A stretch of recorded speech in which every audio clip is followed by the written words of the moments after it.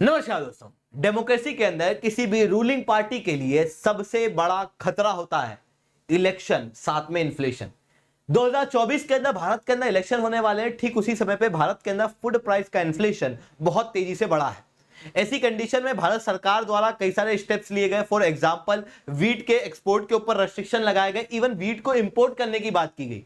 Rice के export के ऊपर भी रेस्ट्रिक्शन लगे। अब रिसेंटली प्याज के ऊपर 40% तक एक्सपोर्ट ड्यूटी लगाई जा रही है, जिसके जरिए अगर भारत का प्याज दूसरे देश के अंदर जाएगा तो भारत सरकार उसके ऊपर 40% तक ड्यूटी वसूल करेगी, जिसकी वजह से प्याज दूसरे देशों के अंदर महंगा बिकेगा और इसकी वजह से भारत के प्याज को दूसरे देश के लोग जो है वो लेना पसंद नहीं करेंगे, जिसकी वजह से भारत का एक्सपोर्ट डिस्करेज होगा और भारत का प्याज भारत में ही अवेलेबल होगा, जिसकी वजह से इन्फ्लेशन जो है वो कम हो सकता है।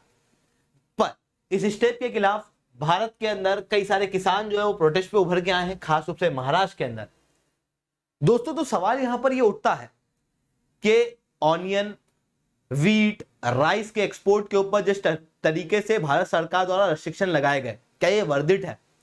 दूसरा, कि क्या सच में एक्सपोर्ट ही इन्फ्लेशन का कारण है या कारण कुछ बड़ा है जिसे हमारी करंट सरकार देखने में असमर्थ हो रही है, पर यह एक इतना बड़ा कारण हो सकता है जो आने वाले समय में भूखमरी का कारण भी बन सकता है। दोस्तों, उस कारण के ऊपर भी इस सेशन के अंदर मैं शुभेंद्र चौहान आप लोगों के साथ में डिस्कस करूंगा। बट उसके पहले आप लोग मेरे साथ में एसआरसी 10 टेलीग्राम ग्रुप के ऊपर जुड़ सकते हो। मेरे क्लास की अपडेट पीपीटी पीडीएफ आपको हमें मिल जाती है। इसके अलावा अगर आप लोगों को यूपीएससी सीएससी की तैयारी करना है, इंडिया के टॉप एजुकेटर से पढ़ना है, मैं Mahipal sir, Nidhi ma'am, Kinjal sir, Anirudh sir आप लोग को यहाँ पे पढ़ाएंगे, तो आप लोग उड़ान बैच के अंदर हमारे साथ में जुड़ सकते हो, जहां पर आप लोगों को 900 से ज्यादा लाइव क्लासेस मिलेंगी। प्रीलिम्स और मेंस की टेस्ट सीरीज मिलेगी। टॉपर्स द्वारा आपकी क्लासेस ली जाएंगी। लाइव क्लासेस के अंदर आंसर राइटिंग की प्रैक्टिस की जाएगी। प्रीलिम्स, मेंस, इंटरव्यू तीनों की तैयारी कराई जाएगी। जीएस के एक एक पोर्शन को कवर किया जाएगा। ये सब कुछ अगर आप लोग एसआरसी 10 कोड का यूज करते हो, नीचे दी गई लिंक के ऊपर जाने के बाद में सब्सक्रिप्शन लेते दौरान, तो आपको 8,420 के अंदर ये सब्सक्रिप्शन पड़ेगा, यानी कि 20% तक का डिस्काउंट आपको एसआरसी 10 कोड से मिलेगा। साथ में इस कोड के जरिए आप लोगों को मेरे द्वारा 1-on-1 मेंटरशिप मिलेगी। इसके अलावा अगर आप हिंदी मीडियम के हो तो आप बोध बैच के अंदर जुड़ सकते हो, उसके अंदर भी ये सारी फैसिलिटी आप लोगों को मिलेगी। अगर आप ऑप्शनल के अंदर जुड़ना चाहते हो तो हमारे पास में अभी पीएसआई या ज्योग्राफी, हिस्ट्री, एंथ्रोपोलॉजी के ऑप्शन अवेलेबल है, उसके अंदर भी आपको यही सारी फैसिलिटीज मिलेंगी। यहां पर भी आपको एसआरसी 10 कोड यूज करना है। याद रखना, अगर आपको ऑप्शनल और जीएस दोनों एक साथ लेना है तो वो भी आप लोग ले सकते हो एसआरसी 10 कोड को यूज करने के बाद में। ये उड़ान बैच की लास्ट बैच जो है वो 30 अगस्त होने वाली है। उसके बाद में हम लोग कोई बच्चे नहीं लेंगे। ये लास्ट बैच है, तो अगर आपको एनरोल करना है तो आप लोग अभी कर सकते हो। इसके अलावा अगर आपको चाहिए कि अभी के लेक्चर, भविष्य में आने वाले क्रैश कोर्स, एनसीईआरटी की बैचेस वगैरह सारी चीजें आपको एक्सेस हो, भविष्य में हमारा कोई भी टेस्ट है वो आपको एक्सेस हो, ऑप्शनल के सारे कोर्सेज, चाहे वो हिस्ट्री हो, एंथ्रोपोलॉजी हो, ज्योग्राफी हो, पीएसआईआर हो, उन सारे कोर्सेज का एक्सेस भी आप लोगों को मिले अगले 2 साल तक, तो आप लोग पाथफाइंडर पास के अंदर हमारे साथ में जुड़ सकते हो। 19,999 के अंदर। याद रखना, कोड यूज करना है एसआरसी 10। एसआरसी 10 कैसे कोड यूज करोगे? जब आप सब्सक्रिप्शन लेने जाओगे तो नीचे प्राइस की डिटेल आती है, वहां पर रेफरल कोड मांगता है, तो एसआरसी 10 डाल देना। अनअकैडमी टीम से बात कर रहे हो तो ऑन कॉल कह देना एसआरसी 10 लगाना, तो उसके बाद में आप लोगों को एसआरसी 10 कोड से 20% तक का डिस्काउंट और मेरे द्वारा 1-on-1 मेंटरशिप मिलेगी। ये बेनिफिट केवल एसआरसी 10 कोड से ही अवेलेबल होगा। तो चलिए दोस्तों, अब समझने का प्रयास करते हैं यहाँ पे हुआ क्या। देखो, भारत के अंदर लगातार इन्फ्लेशन जो है वो अचानक से बढ़ा है, खास रूप से जुलाई के महीने में। इसका कारण रहा है कंज्यूमर फूड प्राइस इन्फ्लेशन, क्योंकि कंज्यूमर फूड प्राइस इन्फ्लेशन अकेले 11.51% रहा। उसको आप महसूस भी कर सकते हो क्योंकि वेजिटेबल वगैरह के प्राइसेस जो है वो बढ़े, खास रूप से टमाटर के प्राइस 250 के ऊपर पहुंच गए थे एक समय पे, जिसके कारण से हम लोग को देखने को मिला कि महंगाई दर जो है वो बहुत तेजी से बढ़ा। इसके अलावा महंगाई जो है वो प्याज पे भी दिखाई दी। प्याज का रेट अगस्त 19 तक 30 रुपए प्रति किलो था, जो कि नॉर्मली हर साल से लगभग 20% ज्यादा था। यानी कि प्याज का रेट जो है वो 30 रुपए किलो ज्यादा होता है। अब आप कहोगे कि सर 30 रुपए किलो ऐसा बहुत ज्यादा तो नहीं है। बिल्कुल सही बात, पर आने वाले समय में खास रूप से सितंबर तक एक्सपर्ट्स की माने तो प्याज के प्राइस जो है वो और ज्यादा डबल हो सकते हैं, मतलब 60 से 70 रुपए किलो तक पहुंच सकते हैं, जो काफी ज्यादा महंगा हो सकता है। बट यहां पे सवाल ये उठेगा कि सर रशिया यूक्रेन वॉर का असर सीरियल्स के ऊपर पड़ता है, वीट वगैरह के ऊपर पड़ता है, तो फिर ये प्याज के रेट क्यों महंगे हो रहे हैं? प्याज के रेट का महंगा होने का एक सबसे बड़ा कारण है भारत से लगातार प्याज का एक्सपोर्ट होना। क्योंकि रिसेंटली आपने चाइना के अंदर सुना होगा, तो चाइना के अंदर फ्लड वगैरह आया था, चाइना के अंदर एक्सट्रीम क्लाइमेटिक इवेंट देखने को मिल रहे हैं और चाइना की इकोनॉमी जो है वो कोलैप्स कर रही है। ऐसी कंडीशन के अंदर चाइना जो है वो बहुत ज्यादा प्याज का एक्सपोर्ट कर नहीं पा रहा है, जो कि सेकंड लार्जेस्ट एक्सपोर्टर है और लार्जेस्ट प्रोड्यूसर है पूरे वर्ल्ड का। वहीं भारत जो लार्जेस्ट प्रोड्यूसर है उसके ऊपर अब पूरी जवाबदारी आ चुकी है, और क्योंकि इंटरनेशनल मार्केट के अंदर चाइना के एक्सपोर्ट ना कर पाने की वजह से ऑनियन के प्राइसेस लगातार बढ़ रहे हैं, जिसके कारण से एक्सपोर्ट करने पे ज्यादा पैसा मिल रहा है, जिसके कारण से भारतीय ट्रेडर जो हैं वो भारी मात्रा में प्याज को एक्सपोर्ट कर रहे हैं। जैसे हर साल, पिछले साल भारत का एक्सपोर्ट जो है वो 5.04 मेट्रिक टन तक रह रहा था, वो अब लगभग 6.38 लाख मेट्रिक टन पे पहुंच चुका है, जो हर बार से लगभग 26.51% ज्यादा है। केवल जून के महीने की बात करूं तो 2.92 लाख मेट्रिक टन तक का प्याज भारत एक्सपोर्ट कर चुका है, जिसके अंदर सबसे ज्यादा प्याज भारत ने बांग्लादेश, फिर मलेशिया, फिर यूएई, श्रीलंका और नेपाल को एक्सपोर्ट किया है। जिसके कारण से भारत से लगातार प्याज के एक्सपोर्ट होने की वजह से भारत के डोमेस्टिक मार्केट में प्याज की अवेलेबिलिटी कम हो रही है, जिसके कारण से डोमेस्टिक मार्केट के अंदर प्राइसेस बढ़ रहे हैं।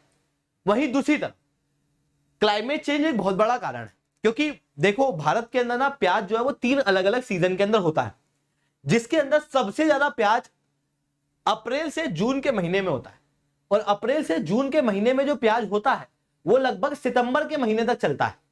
फिर सितंबर के बाद में नई हार्वेस्टिंग सीजन आ जाता है, नया प्याज मार्केट के अंदर आ जाता है और एक स्मूथ ट्रांजिशन हो जाता है, जिसके कारण से जनरली प्याज के प्राइसेस जो है वो उस समय पे नहीं बढ़ते। पर इस बार ऐसा देखने को नहीं मिल रहा है।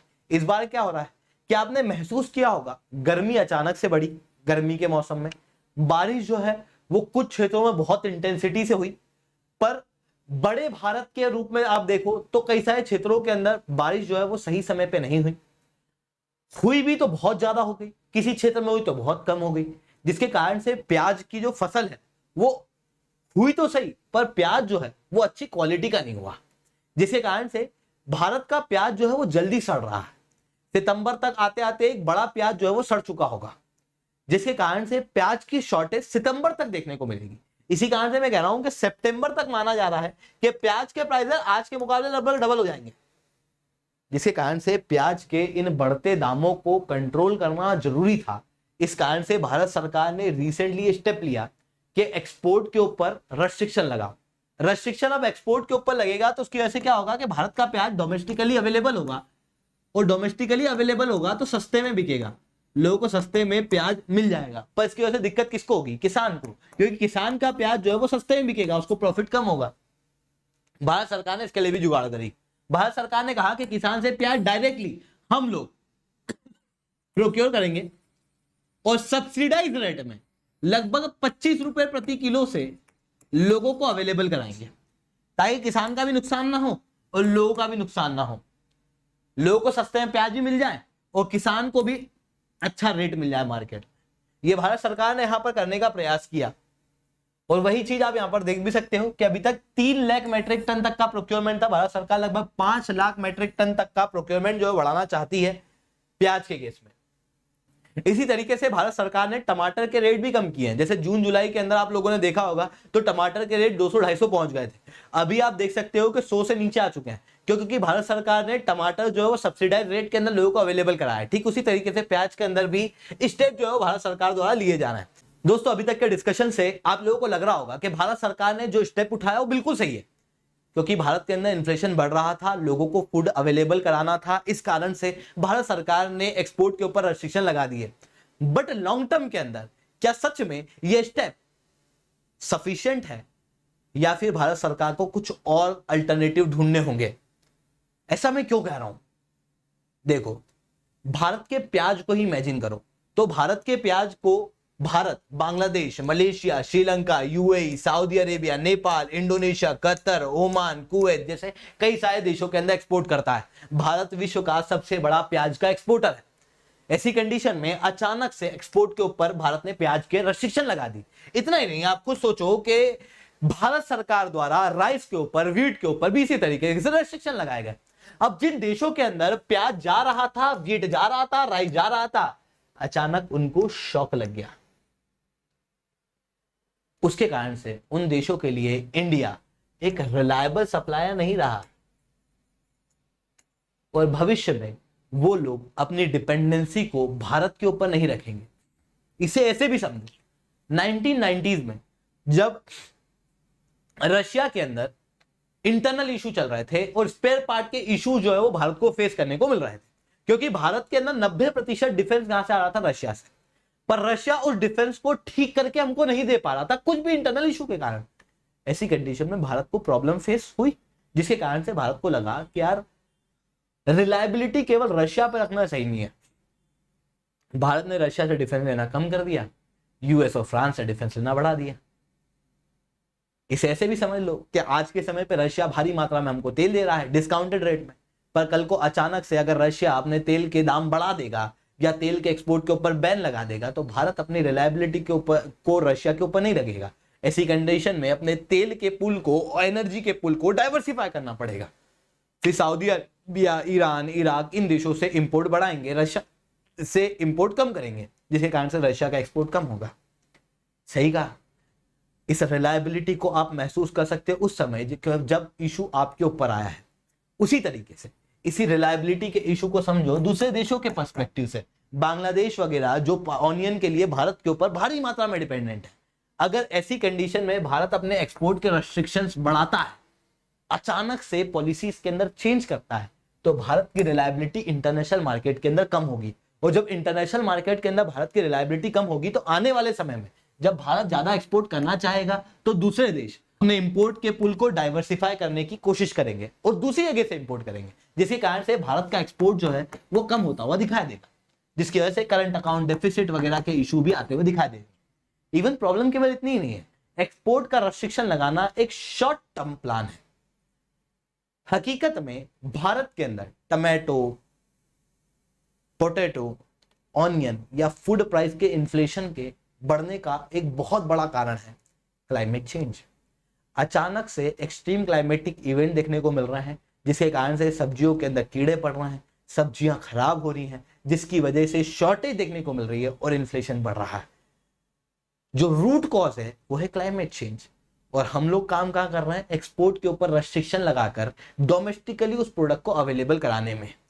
साथ में क्लाइमेट चेंज के ऊपर भी काम करना जरूरी है। यहां पर कुछ सवाल पूछने लायक है। क्या सच में आज भारत का किसान क्लाइमेट चेंज के प्रति अपने आप को मजबूत बना के खड़ा है? क्या भारत सरकार ने सफिशिएंट स्टेप उठाए हैं ताकि हमारा एग्रीकल्चर क्लाइमेट रेजिलिएंट हो सके और भविष्य के अंदर फूड की अवेलेबिलिटी सब तक पहुंच सके? क्योंकि एक्सपोर्ट के रेस्ट्रिक्शन लगाने मात्र से हम लोग 1.4 बिलियन की आबादी को भविष्य के अंदर खिला नहीं पाएंगे। ऐसी कंडीशन के अंदर इस 1.4 बिलियन की आबादी जो आने वाले समय में और ज्यादा बढ़ेगी, उसकी फूड सिक्योरिटी के लिए प्रॉपर स्टेप क्लाइमेट चेंज जैसे इश्यूज के लिए उठाना, एग्रीकल्चर को क्लाइमेट चेंज के प्रति रेजिलिएंट बनाना काफी ज्यादा आवश्यक है। आपको क्या लगता है? आप लोग कमेंट के अंदर बिल्कुल से लिख के बता सकते हैं। दोस्तों आज के लिए इतना ही। लेक्चर अच्छा लगा हो तो लाइक करो, लेक्चर बहुत अच्छा लगा हो तो SRC10 कमेंट करो। अगर आप लोगों को यूपीएससी सीएससी की तैयारी करना है तो आप लोग बिल्कुल से कर सकते हो हमारे साथ में उड़ान बैच के जरिए, जहां पर इंडिया के टॉप एजुकेटर आप लोगों को यूपीएससी सीएससी की तैयारी कराएंगे। दोस्तों आज के लिए इतना ही। That's all from my side. जय हिंद, जय भारत।